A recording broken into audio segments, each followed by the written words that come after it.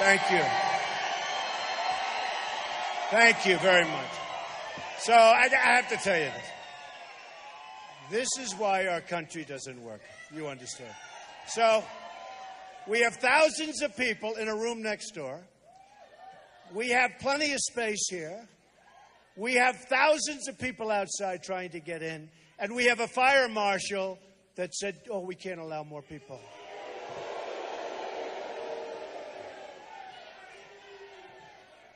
It really is so unfair to the people. I'm so sorry, and I have to apologize, but it's not my fault. I just came here. But we have thousands of beautiful, wonderful, great people outside, and we have in the room next door over 1,000 people. They won't let them in. And the reason they won't let them in is because they don't know what the hell they're doing. That's why, okay? Too bad. That's why our country has problems. Hey, maybe they're a Hillary person. Could that be possible? Probably. I don't think there are too many of them. Anyway, they set up a screen in the other room. They set up something outside. But what a disgraceful situation. So, but you people can't be complaining, right? You can't be complaining. All right.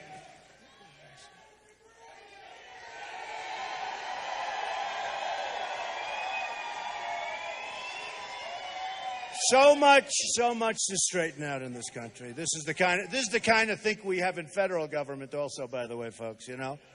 And then you wonder why we're going to hell. That's why we're going to hell. It's a thought. You know what it is? It's a thought process, right? So I watched last night. I watched Hillary Clinton. What a sad situation. And by the way, they're going to let some of these people, I just was informed, they're going to let some of them meander in. Too bad. But I watched her last night giving a speech that was so average. And I watched last night as the network said, it was all right, it was good, they were fine. And then I watched this morning. It was unbelievable. It was so wonderful. It wasn't wonderful, folks. And then I read the report that just came out. I can't believe it. In Politico, I can't believe that. And they wrote something, all cliches, all just written up by a scriptwriter. And it was all cliches. You know, they used a little tweet one on me about tweet. And she said something about the campaign. Donald Trump doesn't know how to campaign, something like that. I just beat 16 people, and I'm beating her. You know? No, thank you. I'm watching it. Oh, and by the way, this is very important. So the Nielsen ratings just came out. These aren't polls. These are for television, much more important than polls. You know, television, these guys don't care about they don't care about polls. They only care about ratings. And the Nielsen ratings just came out. So it's Trump against Clinton, right? And, you know, you heard about how wonderful, because I'll tell you what, I liked the Republican convention better. I did. I liked it better. I thought we had a far more beautiful set, like not even a contest. How about the first night? They had no American flags up on the stage. Second night, no American flags. And then I started saying, there are no American flags up there. And then they run up with a flag, right? And then last night, they put so many flags. You know, it's called overkill. It's called incompetence. They put so many flags up there, you didn't know what to do. But let me just tell you. So, Thursday to Thursday, that's the big one, right? Thursday. We beat her by millions on television. By millions.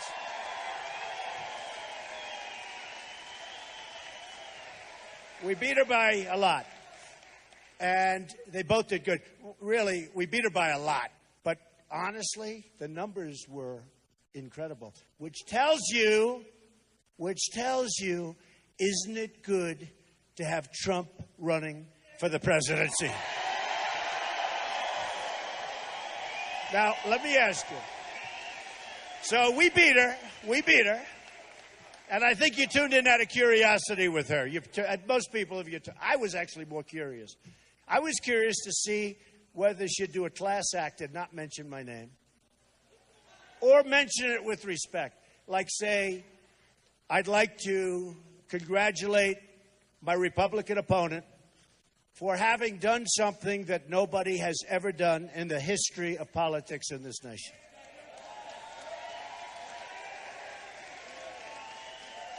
And I would like to congratulate my opponent for having gotten more votes than anybody in the history of the Republican Party in the primary system.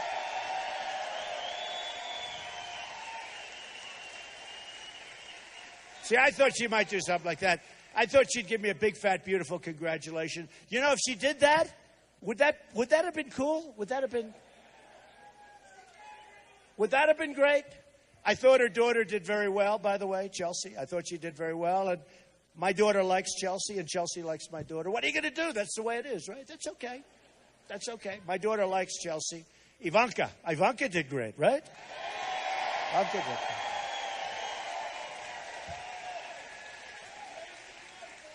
But I asked Ivanka, I said, do you like Chelsea? I do, Dad. Really? No, I really do.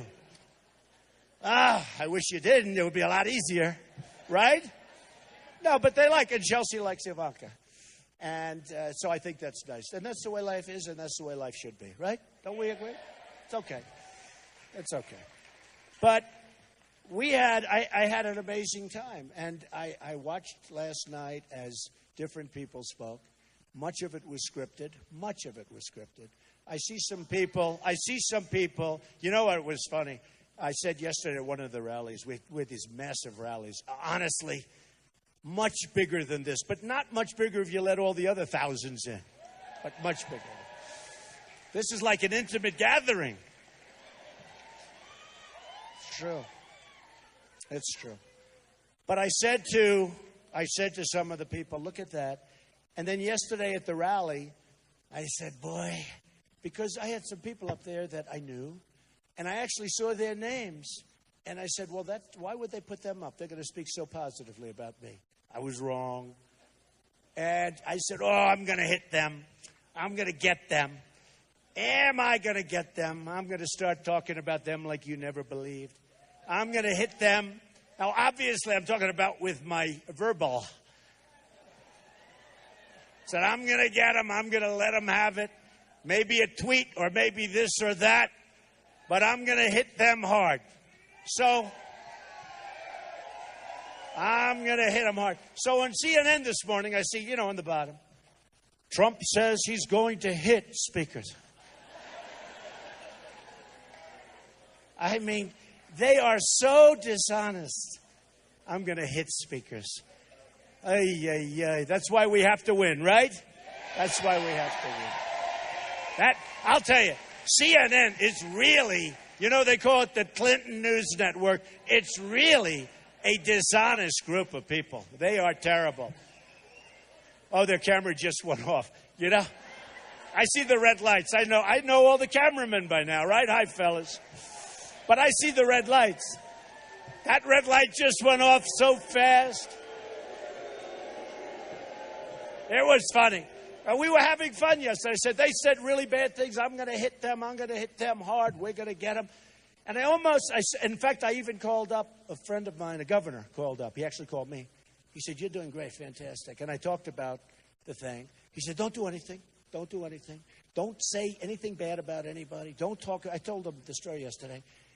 And then they put Trump to hit, because at some point I said, I'm going to hit them. I'm going to hit them hard. I mean verbally, right? Does everybody understand? Headline, Trump threatens, right? I don't know if they said that, but it is really. I'll tell you, CNN is so dishonest. It's actually disgusting. You want to know the truth. So I love, isn't it better when we don't have these teleprompters, right? Right?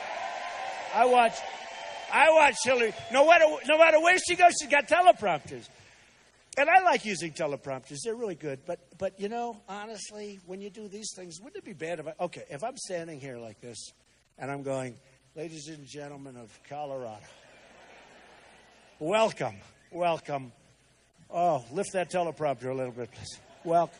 Wouldn't it be nice if she would actually get up and just talk to the crowd? It'd be real. And she had a speech this morning, and they're reading teleprompters. You know, if she has a group of 12 people, she's got teleprompters in front. And then she doesn't do news conferences. She hasn't done one in 237 days, something like that. She hasn't done a news conference in something like 237 days. And honestly, the reason is you couldn't do a news conference because they'll ask her about all the different things that she's done. They'll ask her about the FBI saying she's a liar. They'll ask her about all of the emails that she deleted or erased or got rid of. 33,000 emails. You know, the ones that were done for her yoga class, right? Yoga. The ones that were done for the wedding. 33,000. I've done a lot of weddings. I haven't said 33,000. I mean, how stupid is everybody? How stupid are we to hear this? 33,000 emails for the yoga. Yoga and a wedding, and they were personal. I'll bet you in this room we have people that probably... I'm not a big email person. You know why? I'm intelligent. I know about email. I'm not a big... I don't like email. You know what I like? I like the old days. I like the days because today they just announced somebody else was hacked and another group was hacked. Everybody's being hacked, okay? They have no idea who's doing it. These things are amazing. You know, the kids growing up, I have a young boy, Barron. He's very smart, but he's using the computer so much. We put it on lock, right? No way he can find out. I mean, I don't know what happened. So we go back about an hour later, and he's playing with the computer. We had it on lock. And we said, wait a minute. We had it on lock. You needed a sequential number. And we said, Barron, how did you do that? I'm not telling you, Dad. No, these kids are genius. And it's getting worse and worse because they live with it. You know, I grew up and it was a certain age they started. Now they live with it. It's like their right arm. They can do it so well. And I like the old days, especially for the military and things like that, right? You want to attack or you want to do something. It's called courier. It's called, let's put it in a thing, put it in an envelope, and let's hand it to the general. Let's not send it over the wires so everybody's probably reading it, right? And no matter how good they say it is, people can hack it, I guess. I mean, it's just terrible. And, you know, if you talk about military and you talk about all these secrets and you even talk about politics and you talk about all of this stuff, it's very confidential stuff. And then you find out the hacking is all over the place. I hear China is brutal. They say Russia is excellent. And you have guys sitting in their home that are very good. You have people, men and women, sitting in their homes that are better than the people that are the inventors. And I don't know, there's something about, you know, General Douglas MacArthur, right? They'd have a guy come, he'd say, sir, here it is. That's it. The risk is from there to there. General George Patton, I guarantee you, General George Patton, who was rough as hell, he wouldn't be doing emails when he's going to be ready to attack. If he were around, he'd say, I don't like that system at all. So, thank you, darling. I love you. I love you. I love you, and I think it's a guy. I mean, I don't know. Who the hell cares? Thank you. Oh, no, it's not. Beautiful. Thank you very much. Thank you very much. Now I see you. I like that much better. I appreciate that. So, thank you, honey. Yeah, I don't know. Hey, the thousands of people on the other side that the fire marshals aren't being very nice to, they don't love me so much right now, okay? But that's okay. And we're going to come over and see them when this is finished. Should I do that or should I stay with you longer? Let's go over, right? We'll come over. We're going to come over. We're going to come over. So, a lot of things happened. And I found last night interesting because we're going to get a lot of Bernie supporters, I think. And Bernie made a big mistake. The mistake he made, and this is the beauty of doing speeches like this, because it was late in the night and I saw it, And she was thanking Bernie and talking about Bernie. And he's sitting there like glum. Did you notice that? No smile. His wife pats him on the back, and she pulled her hand away. Whoa. Whoa. Did you see that? A pat on the back. Darling, I love you. And pulls it back. And she was a little bit concerned there. But he was angry. And then a second time they showed him, and he was angry. And you know what? Honestly, he made a big mistake. Because we have the best movement of all. We have far more people than anybody. We have the most important. I tell people, Bill O'Reilly said the greatest single phenomena he's ever seen in politics. Us, all of us. All of us. You, all the people outside. Man, they had people lined up in the driveway all the way up. But this is one of the great movements in the history of our country.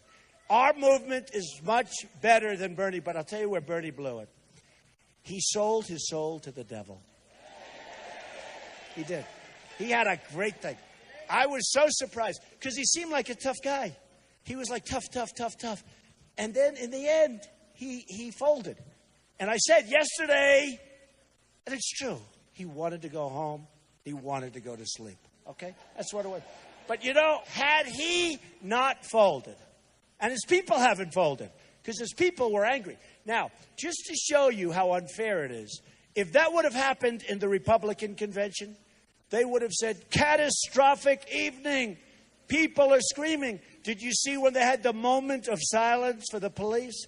And by the way, the only reason the police were up on that stage on the fourth night was because I was complaining they don't have any police up there, right?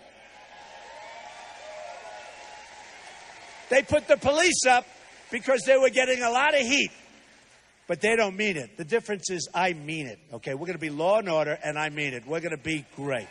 We're going to be great.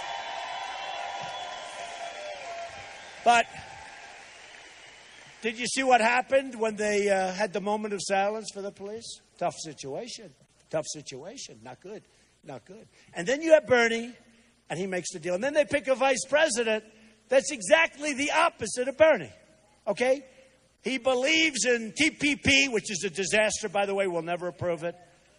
They'll approve it. How about where Terry McAuliffe, the governor of Virginia, comes out and said, don't worry, Hillary will approve it after the election. See, that's the way it is.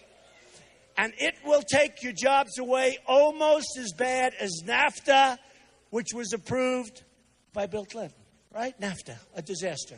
NAFTA has cleaned out so many states in this country. Look, New York State. You look at New York State. You look at New England. You look at Pennsylvania, what NAFTA has done to Pennsylvania, where these companies moved to Mexico. A friend of mine is a builder. He builds plants. Plants. If you told him to build an apartment, he wouldn't know where to begin. He builds plants. Big plants. One of the biggest. And maybe I'll use him to build a wall. What a great idea. Got a lot of smart people. Somebody shouts out, let him build a wall. We will.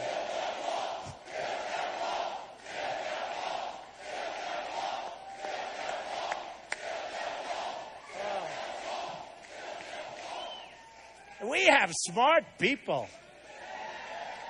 But this guy builds big plants, you know, automobile plants and computer technology plants. And this is what he builds. He builds plants. One of the biggest, maybe the biggest, one of the biggest. And he started off building in the United States years ago. And he'd build plants in the United States. So I see him the other day and I say, how's it going? Good. How's business? Unbelievable. I said, great. I thought that was good for the United States. Right? I said, how many plants you building? Many. He said, you've got to see what's happening in Mexico. Now, by the way, this guy's better than a consultant. If I hire a consultant, I'll hire some guy that, that's terrible, to tell me what's happening, right? They'll charge you $1 million. He'll give you a report in 7 months from now. They have to take a long time, otherwise they can't charge as much, right? This guy tells me in 2 minutes. In 1 minute, I learn better about what's happening from him, talking to him about how's his business, than I can learn from some phony consultant. Because if he was any good, he would have been the one building the plants, right? So, an amazing thing. So I said, so what's going on? He goes, you got to see Mexico. It's the 8th wonder of the world. He said, We are building the biggest, the most sophisticated, the most incredible plants all over Mexico. I say, what about the United States? Not so good. Like, who cares? And actually, he'd much rather build in the United States, but not so good. He said, not so good. And I said, what does that mean? He said, well, we're doing a little work, but not much. But, Donald, you have to see Mexico. I said, no, thanks. But he goes, what we're doing there is incredible. How stupid are we, folks? How stupid are we? Our companies are moving to Mexico and other places while crooked Hillary Clinton, who's crooked as a $3 bill, while crooked Hillary Clinton sits there and makes up stories. Donald Trump didn't do well in his campaign. I said, I just beat 18 people or 17 people. What? Donald Trump. No, it was all written by, it's what? Politico. I can't believe I'm talking about Politico. Because Politico is terrible to me. But Politico wrote, all cliches, not good, okay? But somebody wrote it. She probably didn't notice it. But I'm being recognized for having done one of the most legendary campaigns in the history of politics in this country.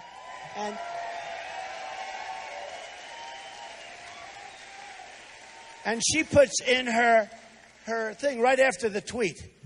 If somebody tweets, he gets upset. I get upset? I don't get upset.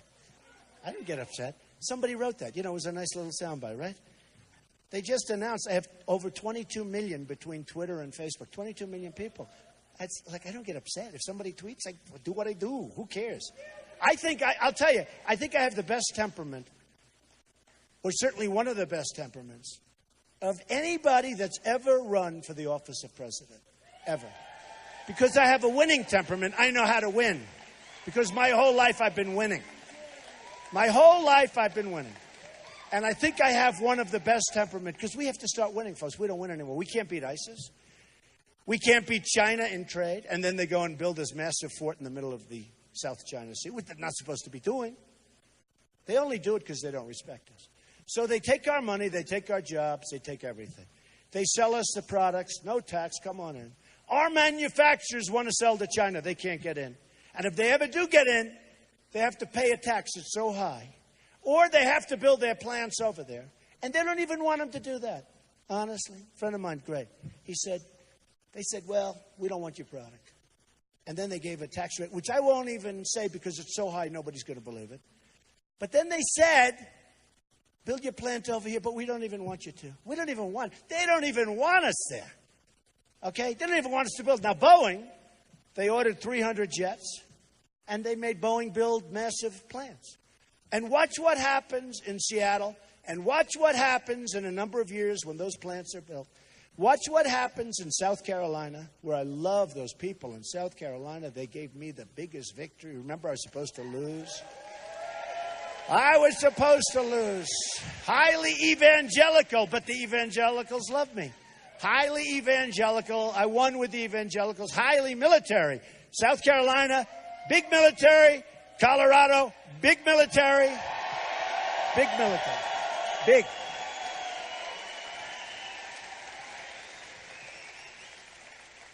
And I went in, and you watch what they do. South Carolina built big Boeing plants. They have a big, big plant. Beautiful. I love seeing it. I love seeing this stuff. They actually moved part of their operation from Seattle. Seattle, big plants. So they think it's good. New plants, everything good. Great people, great labor force. But China is forcing them to build plants in China. Now, when China devalues its currency, and when Boeing, in a number of years, just remember, I said it.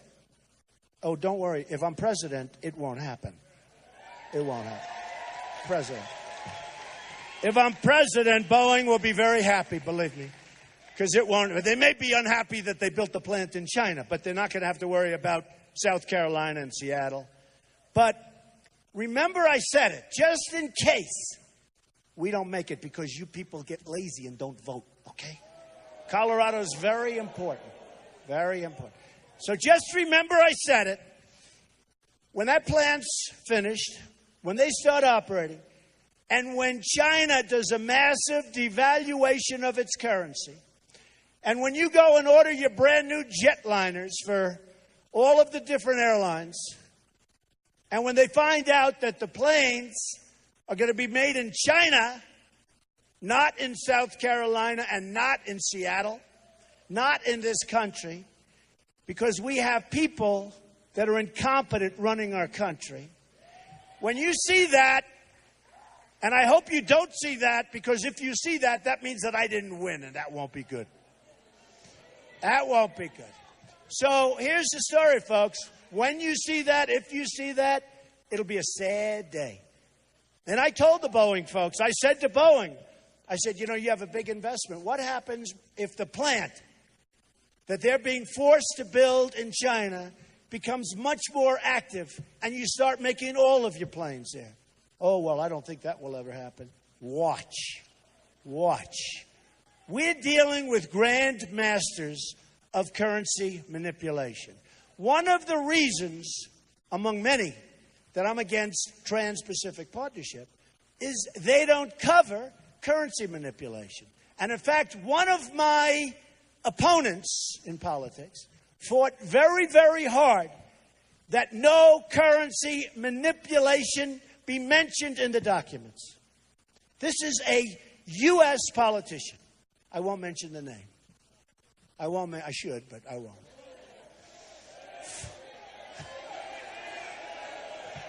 The people, you know what? Call Washington, they'll tell you.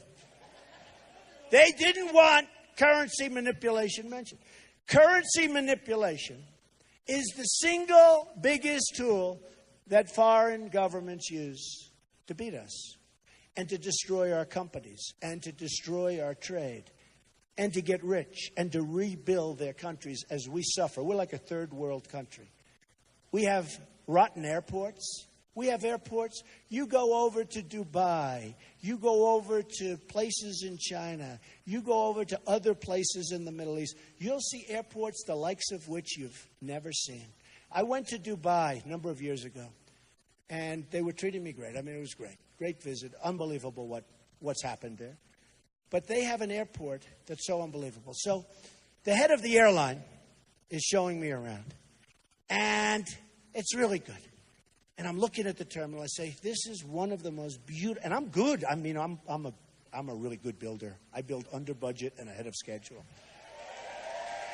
By the way, I had a meeting with your great newspaper, and I really liked the editorial board of that newspaper, okay? You know who I'm talking about. These are great people. And they would tell me there's a Veterans Administration hospital that had a $1.2 billion cost overrun in this area. No, think of that. Think of this. I'm building a hotel in Washington, and I'm under budget and ahead of schedule by 1 year. Think of it. And it's peanuts compared to $1.2 billion. What is this? That's just the cost overrun. And this is happening all over the country. When you build a road, when you build an airport, some of the richest people in this country are people that can't even read or write. They're called friends of mine, contractors. They might not read or write, but they're a lot smarter than the guys coming out of Harvard, I want to tell you. They can take them and wrap them around their finger. No, I did an editorial board meeting a little while ago. I really like that group. Of course, if they write badly about me, I'll take it back, okay? We'll be back here again many times. You'll get so sick of me. And I'll tell you then, I dislike that group very much. No, I liked them. And smart people. But they were telling me about a hospital built in the area. You know, you all know what I'm talking about. $1.2 billion. I said, wow. I thought I didn't hear the original when it cost overrun. I said, wow, that's a lot of money for a hospital. How big is it? They said, no, that's not the cost of that. That's just the cost overrun. Think of what we could do if we had real people running our government. Okay, there's one. There's $1.2 billion. And I have friends. We know how to build ahead of schedule. We build buildings. They come in under budget. They come in ahead. I have friends that can do this. If one of the people that I know, some New York killer builder or somebody, built that building, it would have been up 2 years ago. It would have been finished like a year after it started. It's not even a tall building. That's easy. But because it takes longer to build a tall. Height means length. Remember that, okay? But one of my friends, or me, or me. The thing would have been thrown up so fast, and it would have been better than it is now. I'll tell you a little quick story. I got called before the United Nations. I heard they were building an extension to the United Nations in New York a number of years ago. And Jeff Sessions is such an amazing man. And he's great. He was the first senator to endorse Donald Trump. First really major political guy. He's a very smart guy. But I built a building across the street like for $320 million. And it's a very tall building. Like around 90 stories tall. Okay, that's tall. Much taller than the United Nations. And I built it for, I think it was $325 million. All right, condominium. It's called Trump World Tower. Great building. Beautiful. Really beautiful. All glass. It's beautiful. Herbert Muschamp of the New York Times, the architectural critic, prior to passing away, gave it a great review. So we built this building, and it's announced. And I get a call from, I think it was the Swedish ambassador, but one of the ambassadors, very good man. And he said, Mr. Trump, I'm with the United Nations. I'm the ambassador. Again, I think it was Sweden. It was a while ago. He said, I don't understand something. We're talking about doing an expansion of the United Nations. Not a big deal. And it's going to cost $1.5 billion. I read that your building, which is 3 times taller or more, costs $325 million. Is that possible, or is that a mistake? I said, totally possible, Mr. Ambassador. They said, why? He said to me, he was good. He was a good man, but he knew nothing about this business. He said, why is it that costs so much less than just a simple expansion of the United Nations building? I said 2 reasons.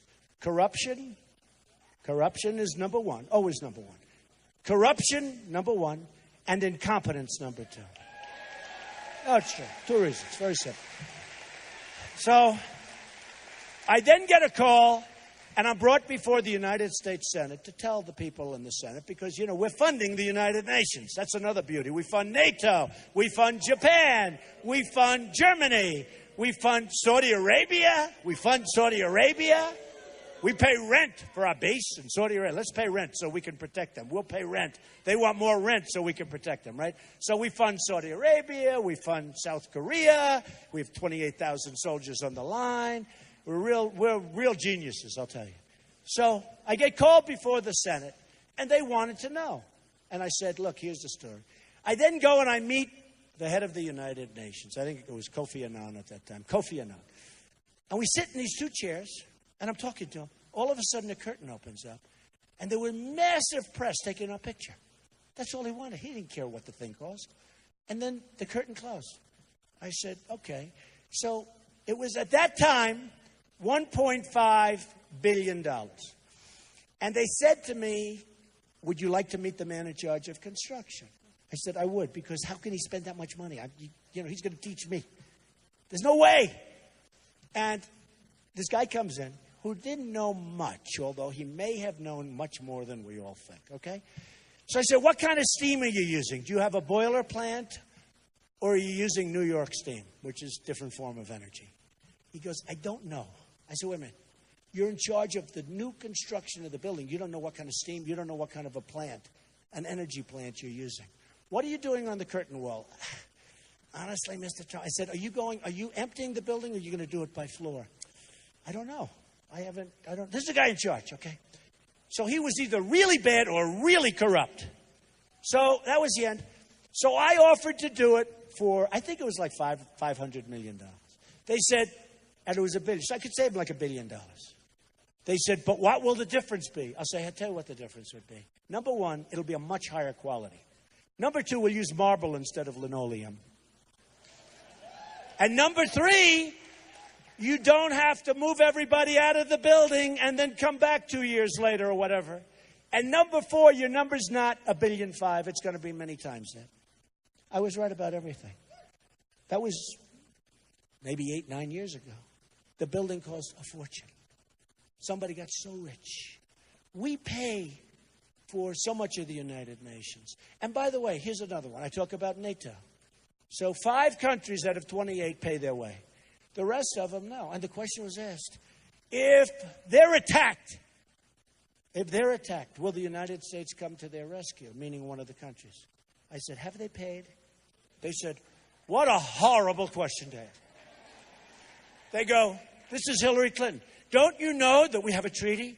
Yeah, we do. And they have to pay. It's like two, right? We have to pay. So think of it. We protect them. We protect them. They're not protecting us. So we protect them against originally the Soviet Union, now Russia. So we protect them. And many of them aren't paying, or they're paying a fraction of what they're supposed to be paying. So all I say is, I'm fine with NATO. You got to make it more flexible for terrorism. Okay? Got to make it. Got to have people pay. So we're paying a fortune for NATO. And usually what the press does is they'll say, and I'm telling you these stories for a different reason. Because our country's broke. But we have so much fat out there. We can make our country so rich again. We can do things that are unbelievable. So unbelievable. These are just stories. These are just stories. So I was killed on NATO. I gave a great answer. What do you think of NATO? It's obsolete. I never, in all fairness, I am a business person building buildings and doing things all over the world, and I'm doing things and built a great company. I built a great company. But I'm doing that. That's what I'm doing. So I'm like, NATO was not high on my list. Does that make sense? It wasn't like, gee whiz, let me tell you everything about NATO. But I can learn. I'm a really fast learner. In like 10 minutes, I know a lot about NATO, right? But he asked me this question just off. I didn't know he was going to talk about NATO. What do you think about NATO? I said, it's obsolete, number one. Number two, it doesn't cover terrorism, which is true. And then we changed it, right, to cover terrorism. And number three, because I heard this, that many of the countries aren't paying or aren't carrying their weight. And everybody, the next day, they laughed. They said, he doesn't know foreign policy. Headlines, Trump wants to abandon NATO. I don't want to abandon NATO. I didn't say that. I didn't say that. Actually, the New York Times was the only one that covered it correctly, which is hard to believe because they never cover anything correctly. But Trump wants to abandon NATO. Then we had Japan, where we pay more than 50% the cost of their defense. And we've got the maniac pretty close to him, North Korea. And we pay for South Korea. 28,000 soldiers on the line. We pay. And we pay for all these countries, right? And I'll never forget, I'm talking about Japan. I love Japan. Japan's great. It's a great country. They're great people. I have many friends in Japan. They buy my apartments all the time. They sell us cars. The cars come off like forget it. We send them wheat. It's fair trade. They get wheat. We get cars. Fair trade.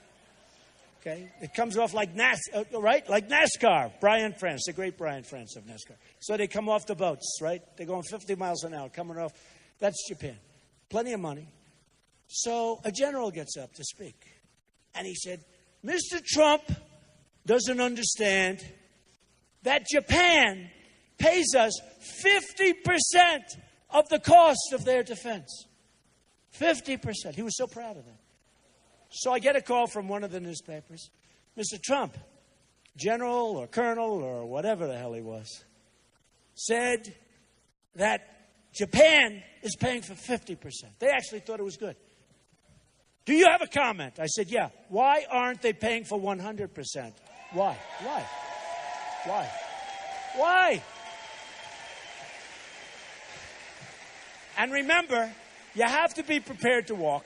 You have to always be prepared to walk. NATO, too, with these countries. We're not going to fit. This isn't 40, 50 years ago.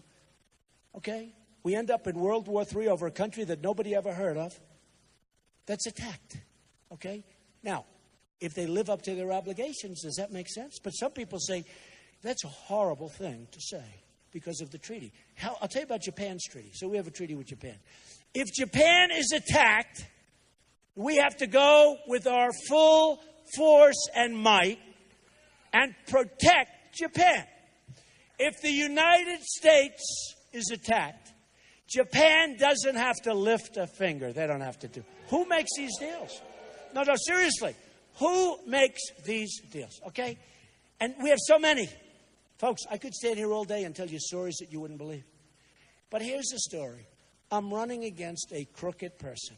I'm running against a dishonest person. You know she's dishonest when she talks about, like, my campaign, when these guys, as much as they can't stand me, say there's never been anything like this campaign. And she's saying about my campaign because somebody wrote it and she was too lazy to correct it. That's all. I mean, that's all. Look, we're running against a person that was just accused of being negligent and being other things and lying. Lying. How do you lie to the FBI? And I mean, the answer is she lied. How do you lie to the FBI and now you're running for president? Seriously, how do you lie to the FBI and now you're running for president? How does that happen? Right?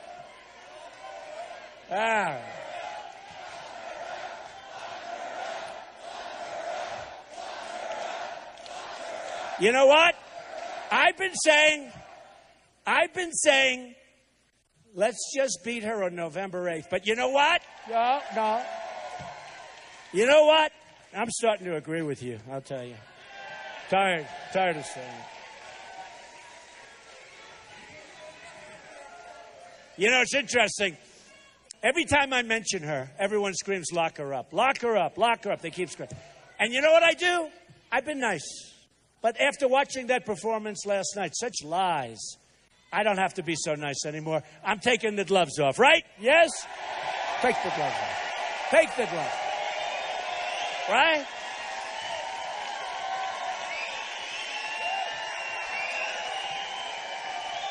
Taking the gloves off. Just remember this. Trump is going to be no more Mr. Nice Guy.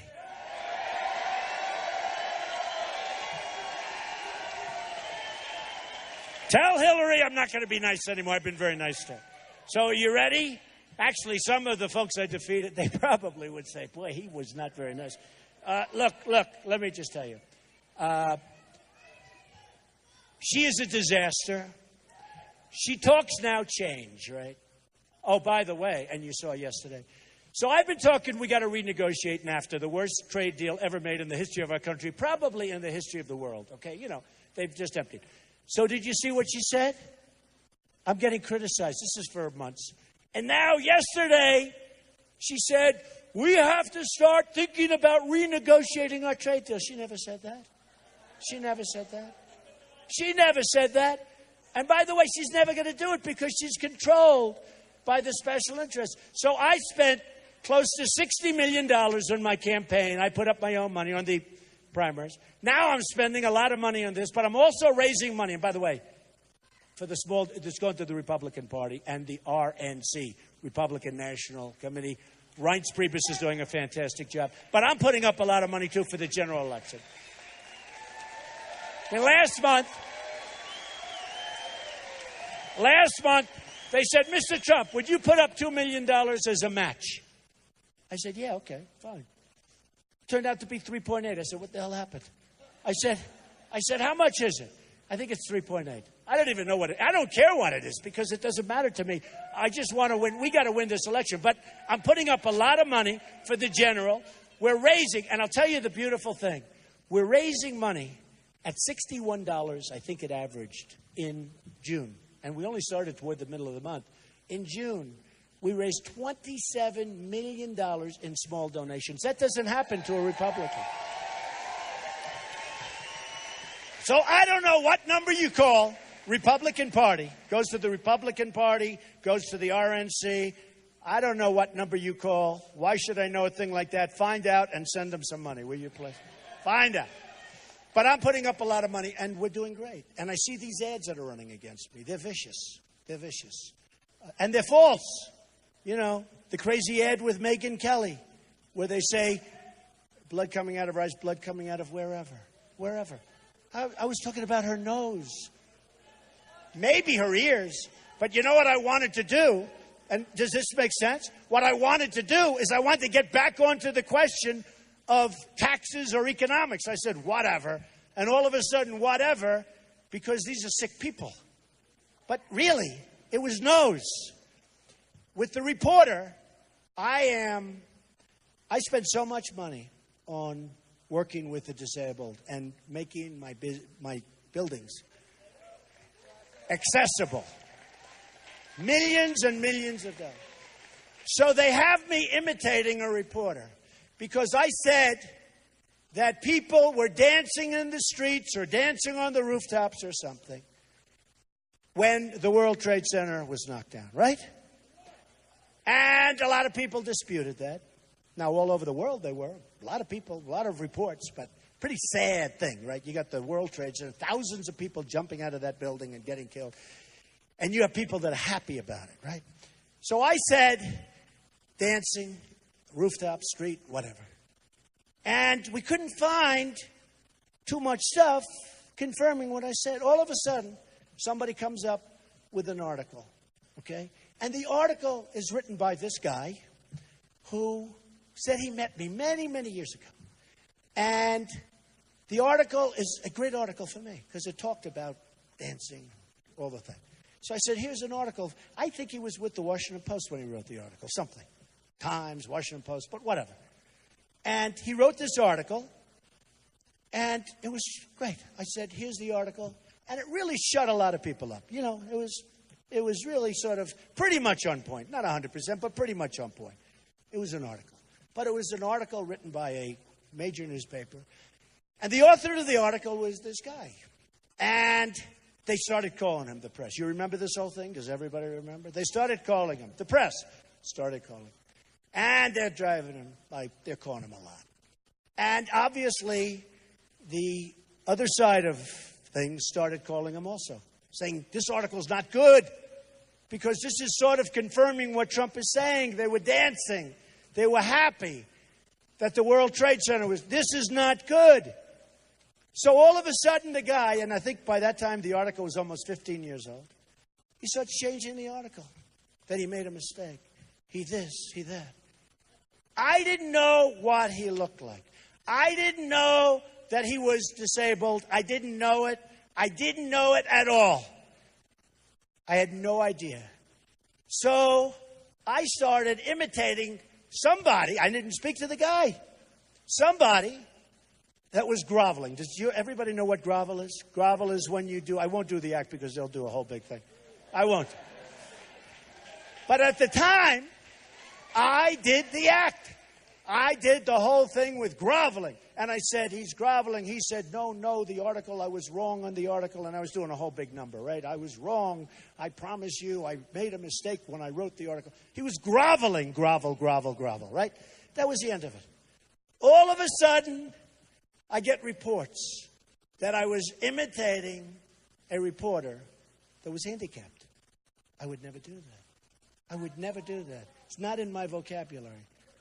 And I spend millions of dollars. It's crooked media. I spend millions. So now, and I figured that was fine because I would never do that. But then the guy that wrote the article, who, by the way, changed the article, he said he made a mistake and all this stuff, right? Grovel. He said, but Donald Trump knows me. Oh, really? I know.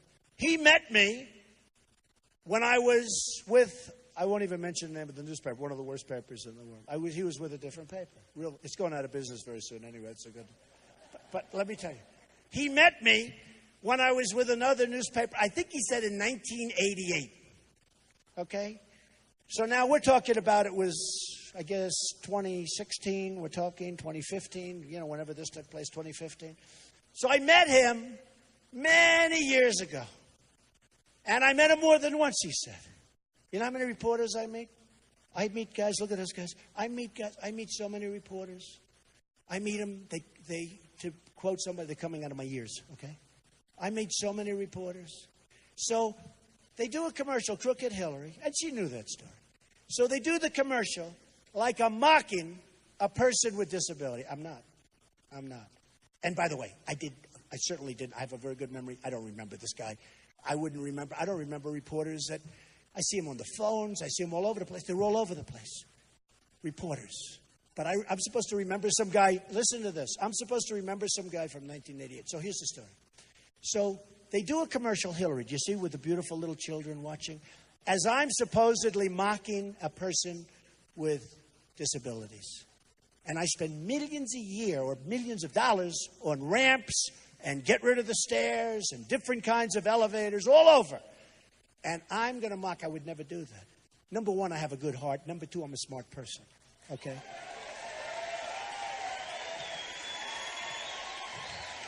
And crooked Hillary Clinton And crooked, dishonest Hillary Clinton, and she knows that.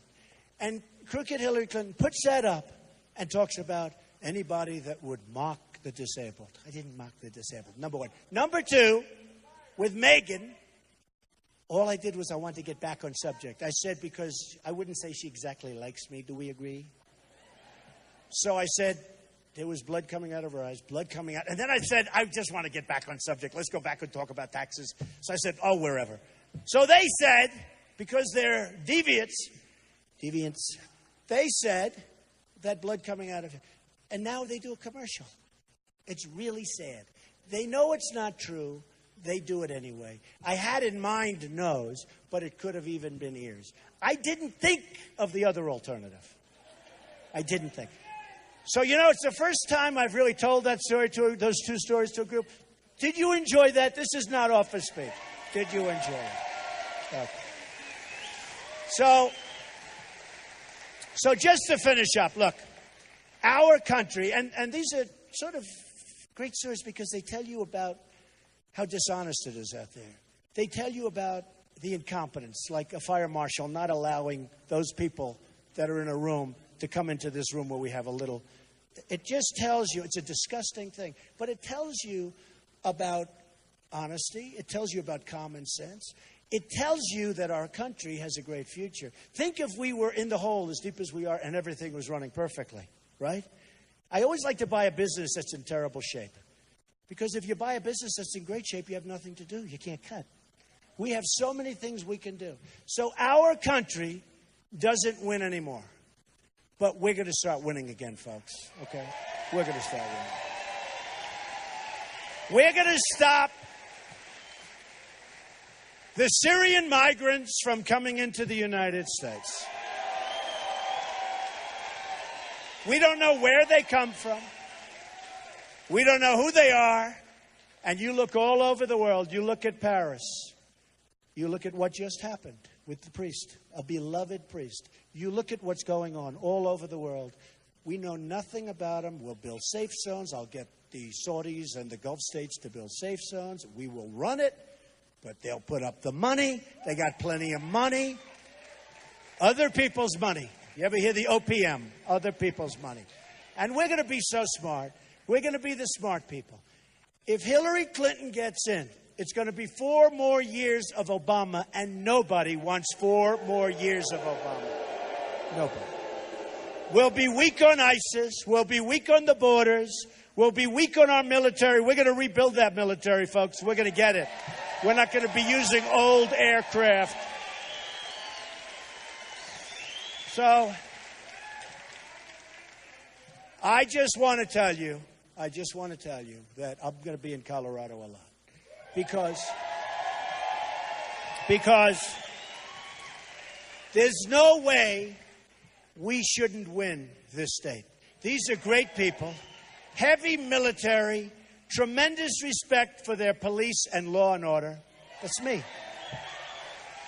At the same time, we want to treat everybody fairly. I mean, when things happen, we want to make sure everybody does a great job. We want to make sure people, but we want law and order. We want great military. We want our vets to be so happy. These are our great people. And I'm going to come back, and I'm going to spend time with you. And you're going to say, oh, this guy's back again? He's driving us crazy. Mr. Trump, on November 8th, we promise we're going to vote for you. Please, but give us a break. You've been here enough. You've been here enough. Mr. Trump, please, you've been here enough, sir.